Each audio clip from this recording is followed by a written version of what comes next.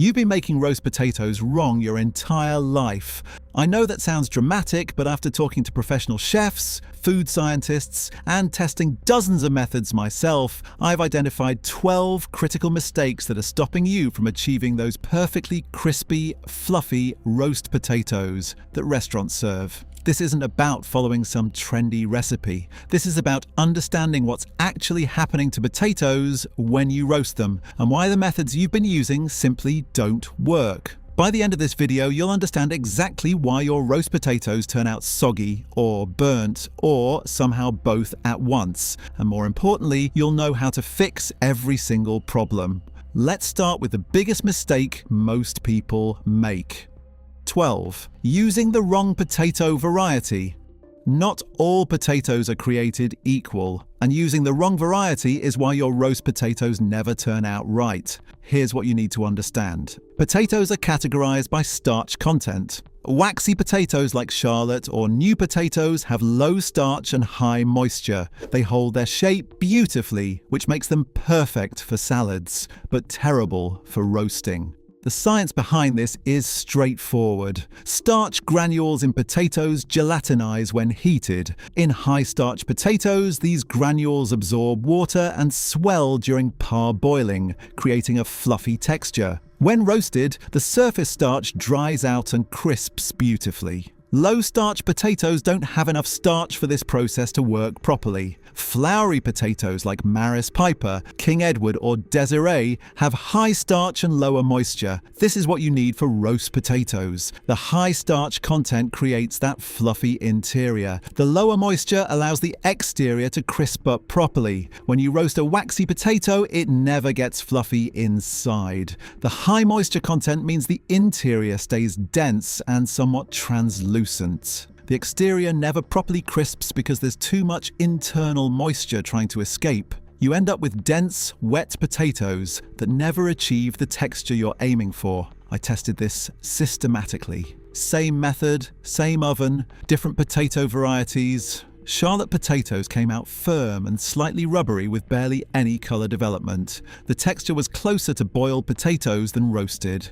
Maris Pipers came out with crispy exteriors and fluffy centers. The difference was dramatic and immediate. Jersey Royals, those expensive new potatoes people love in spring, are absolutely terrible for roasting. They're wonderful boiled with butter and mint, but roasted they stay firm and waxy. Don't waste money using them for roast potatoes. Look for Maris Piper first. It's the gold standard for roast potatoes in the UK. If you can't find Maris Piper, King Edward works excellently. Desiree is also good. Rooster potatoes are fantastic if you're in Ireland. Red potatoes generally don't work well for roasting. They tend to be on the waxy side. The exceptions are some red-skinned varieties that are actually floury inside, but unless you know specifically what you're buying, avoid red potatoes for roasting. At the supermarket, check the label. Most packets now indicate whether potatoes are good for roasting. If it says salad potatoes or describes them as waxy, don't buy them for roasting. If it says all-purpose or general purpose, they'll work but won't be optimal. The variety matters more than almost anything else you do. You cannot make great roast potatoes with Charlotte potatoes, no matter how perfect your technique. Start with the right potato or you're fighting a losing battle from the beginning. 11. Cutting them the wrong size.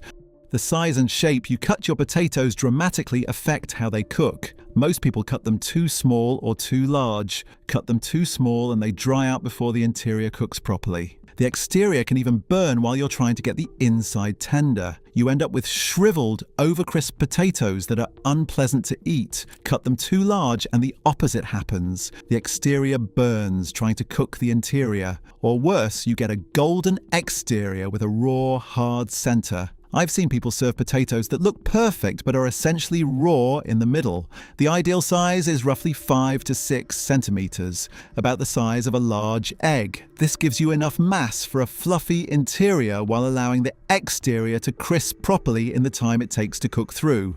Shape matters too. Don't cut perfect cubes. Cut irregular chunks. When you cut a potato in half, then cut each half into 2 or 3 pieces. You create irregular shapes with lots of edges and surfaces. Those edges become extra crispy bits. That's what you want. Think about roast potatoes you've had in restaurants. They're never uniform cubes. They're rough chunks with multiple faces, edges, and angles. Each surface area crisps differently, creating textural variety in every bite. I tested uniform cubes versus irregular chunks. The irregular chunks had significantly more crispy surface area. The varied shapes meant some bits were extra crispy, while other parts were perfectly golden. Cubes were boringly uniform. Here's another mistake within this mistake. People try to make all pieces the same size for even cooking. Don't worry about that. Slight size variation is fine and actually desirable. Smaller pieces get extra crispy. Larger pieces stay fluffier. You get variety on the plate.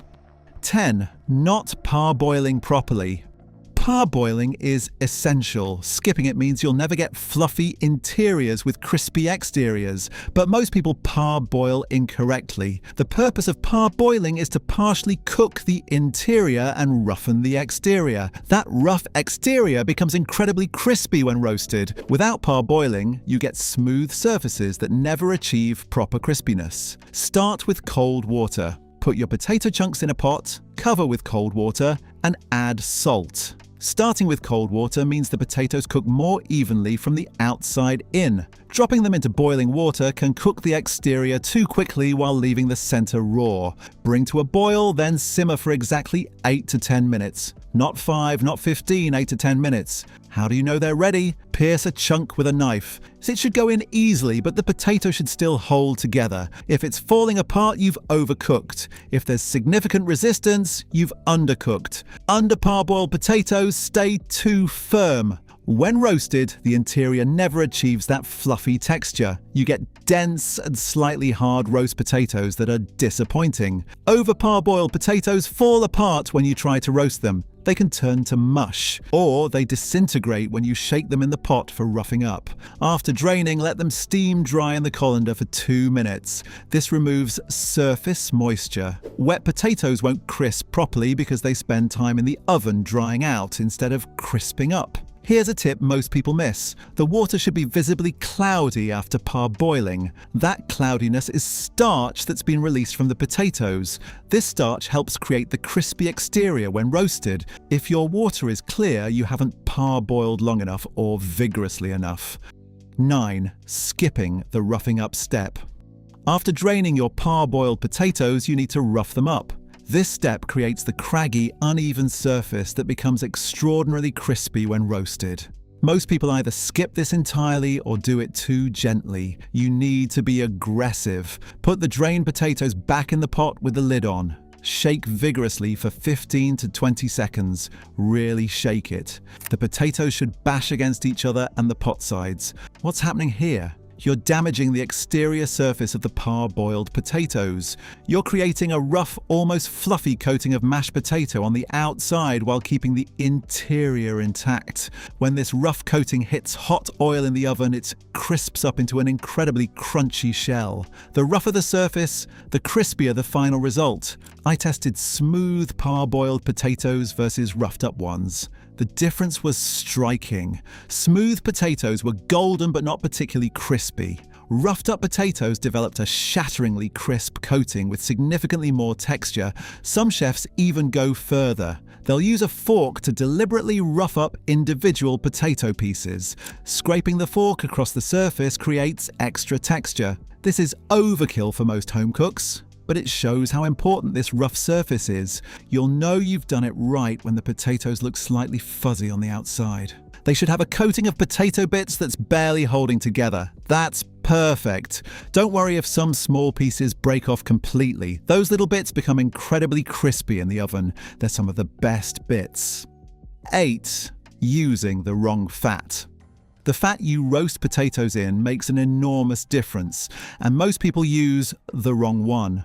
Olive oil is the most common mistake. Olive oil has a relatively low smoke point of around 190 degrees Celsius. Roast potatoes need to cook at 200 to 220 degrees Celsius. At these temperatures, olive oil breaks down, becomes bitter, and creates off flavors. Your potatoes end up tasting slightly burnt and unpleasant, even when they look fine. Vegetable oil is better, but not ideal. It works, but it doesn't add any flavor. Your potatoes will be crispy, but bland. The best fats are animal fats with high smoke points and rich flavor. Goose fat is the traditional choice and arguably the best. It has a smoke point around 190 to 200 degrees Celsius and imparts incredible flavor. Duck fat works similarly well. Beef dripping is excellent and more affordable than goose fat. It has a high smoke point and gives potatoes a rich but savory flavor that's hard to beat. If you're vegetarian or vegan, use refined oil with a high smoke point. Sunflower oil works well at roasting temperatures. Refined rapeseed oil is excellent. Vegetable shortening also works but doesn't add flavor. The amount matters too. Don't be stingy with fat. You need enough to properly coat the bottom of your roasting tray. Roughly 3 to 4 tablespoons for a tray of potatoes, serving 4 people. I tested goose fat, olive oil, and vegetable oil. Goose fat produced potatoes with superior crispiness and incredible savory flavor. Olive oil potatoes were less crispy with a slightly bitter aftertaste. Vegetable oil was acceptable but bland. The fat needs to be properly hot before adding potatoes. We'll cover that more in the next mistake. 7. Not preheating the fat properly. This might be the single most common mistake. People put potatoes into cold fat, then heat it all together. This is completely wrong and guarantees soggy potatoes. The fat must be smoking hot before the potatoes go in. Here's why. When potatoes hit very hot fat, the exterior immediately starts to crisp. The Maillard reaction begins instantly. That's the chemical process that creates golden color and deep flavor.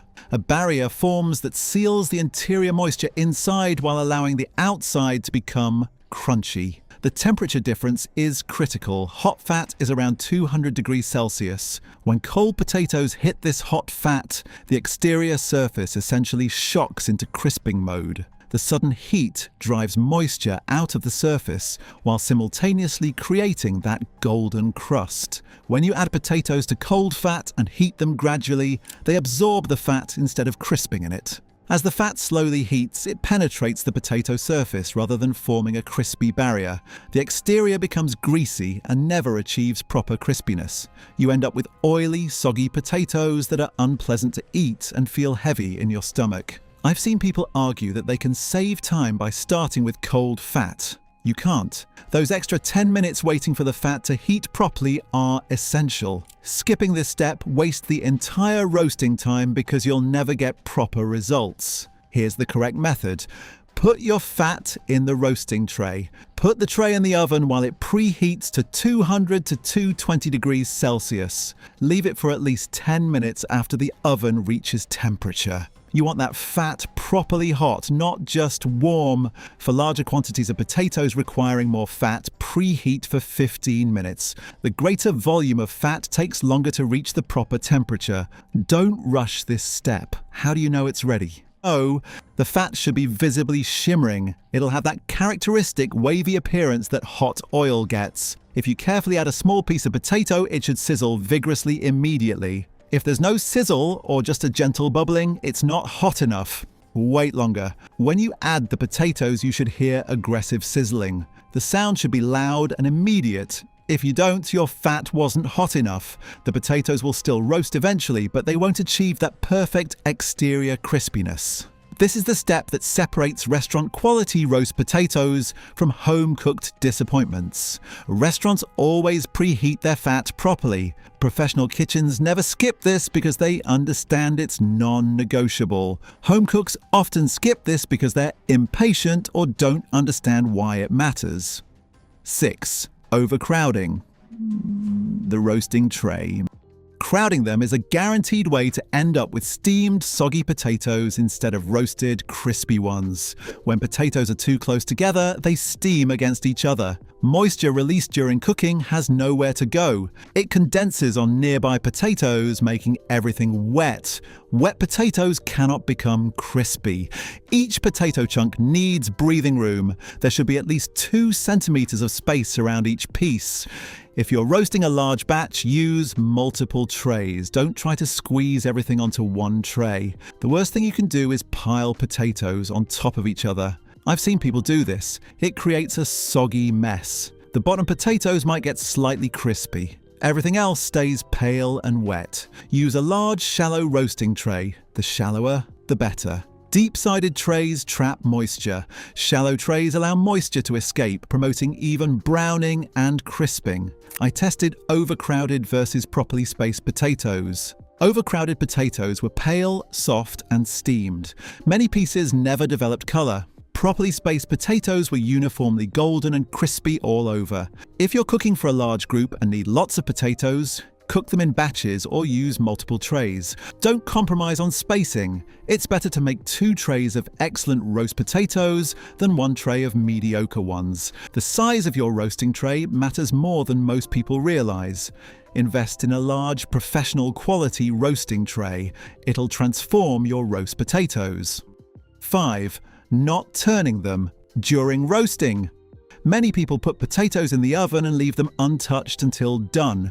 This produces potatoes that are crispy on the bottom and pale on top. Potatoes need turning to ensure even crisping all over, but timing and technique matter. Don't turn them too early. Let them roast undisturbed for the first 20 to 25 minutes. This allows the bottom side to develop proper color and crispiness. If you turn too early, you interrupt the crisping process and end up with pale, soft potatoes. After 20 to 25 minutes, remove the tray from the oven. Using a metal spatula or tongs, turn each potato piece carefully. They should be released easily from the tray at this point. If they're sticking, they need a few more minutes. Turn them so that a different side is now touching the tray. Return to the oven for another 20 to 25 minutes. For maximum crispiness, turn them again after this second period. This ensures 3 sides get direct contact with the hot tray, maximizing crispy surface area. Each time you turn them, give the tray a shake. This redistributes the fat and ensures everything is well coated. Some people baste potatoes with the fat while turning. This adds extra crispiness. Using a spoon, scoop up fat from the tray and pour it over the potatoes. But this is optional. Turning alone is sufficient. I tested potatoes turned multiple times versus potatoes left alone. Turned potatoes had significantly more crispy surface area and a more even golden color. Unturned potatoes had 1 crispy side and several pale, soft sides. The total roasting time is usually 45 minutes to an hour, depending on potato size and oven characteristics. Turning at intervals within this time ensures even cooking and maximum crispiness. 4. Using the wrong oven temperature. Oven temperature is critical. Too low and potatoes never crisp. Too high and they burn before cooking through. Most recipes say 180 degrees Celsius. This is too low. At 180 degrees Celsius, potatoes take forever to crisp up. They can dry out internally before the exterior gets properly golden. You end up with potatoes that look anemic and taste dry. The ideal temperature is 200 to 220 degrees Celsius. At this temperature, potatoes develop crispy exteriors while maintaining fluffy interiors in a reasonable time frame. Fan ovens versus conventional ovens matter here. If you have a fan oven, use 200 degrees Celsius. The fan circulates heat more efficiently, so you can use a slightly lower temperature. If you have a conventional oven, use 220 degrees Celsius to compensate for less efficient heat distribution. Some chefs swear by starting at a very high temperature of about 230 to 240 degrees Celsius for 15 minutes, then reducing to 200 degrees for the remaining time. This creates an initial blast of heat that jump-starts the crisping process. I've tested this method, and it does produce exceptionally crispy potatoes, but it requires careful monitoring to prevent burning.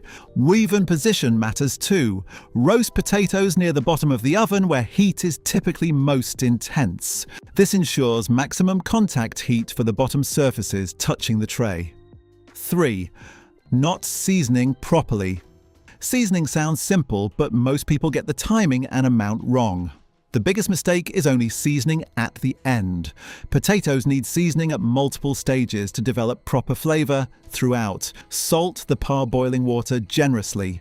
Use about 2 tablespoons of salt for a large pot. This seasons the interior of the potatoes. Without this step, your potatoes taste bland inside, even if the exterior is well seasoned. After roughing up the parboiled potatoes, season them again. Sprinkle salt over them while they're still slightly damp from parboiling. The moisture helps the salt stick and penetrate the rough surface. Don't be shy with salt here. Potatoes absorb a lot of salt. What seems like too much will taste perfect after roasting. Use about half a teaspoon per 500 grams of potatoes at this stage. Some people add herbs at this stage. Rosemary is traditional and works beautifully.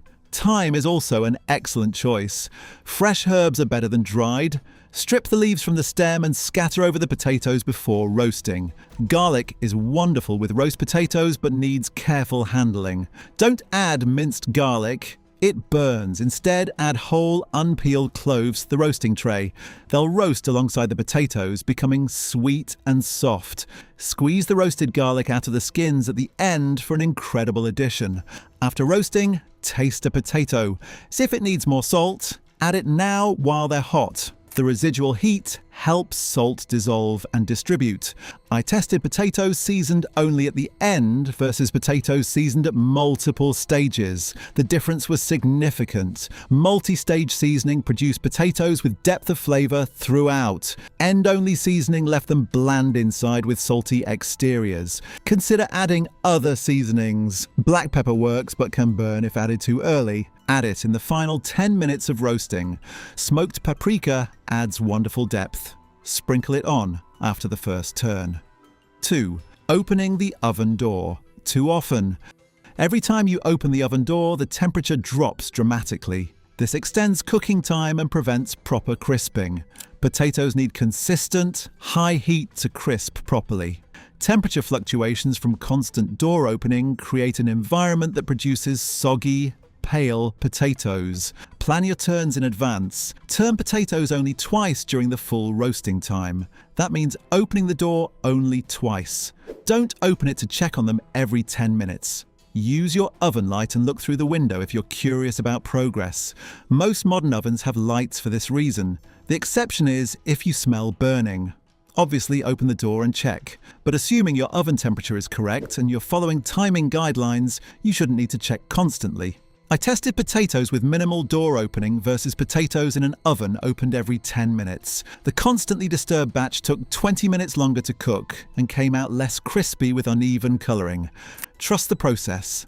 Set a timer for each stage. Only open the door when it's time to turn the potatoes. If you're roasting potatoes alongside a roast meat, coordinate your timing so both finish together. Plan your meat basting schedule around potato turning times so you only open the door when necessary for both. 1. Serving them immediately after roasting.